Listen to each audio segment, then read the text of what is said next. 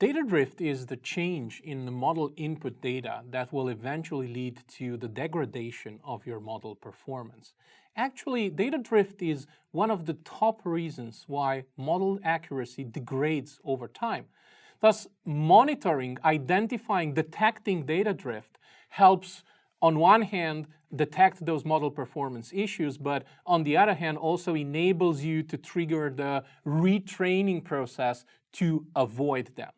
Now, there are multiple causes of data drift, but some of the most common causes for it are changes in the upstream process. A simple example, you take in data from the sensors that measure the performance of some kind of machine, and then a sensor is being replaced, and then the measurements of that sensor are changing. For example, they change the unit of measurement.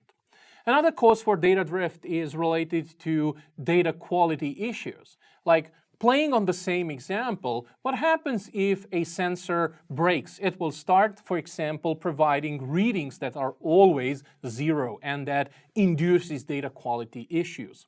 Another cause is some kind of natural data drift in the data. Data is not static. Data changes over time.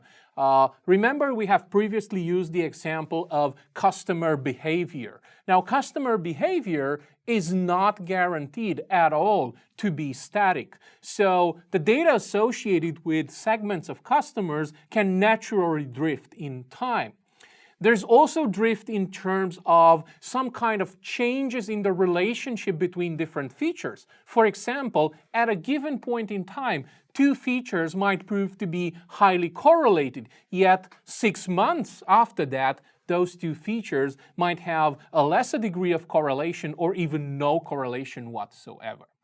Now, with Azure Machine Learning, the data sets can be set up. You can use what we call dataset monitors, and those can be set up to provide alerts that will assist you in detecting those data drift phenomena over your data sets in time.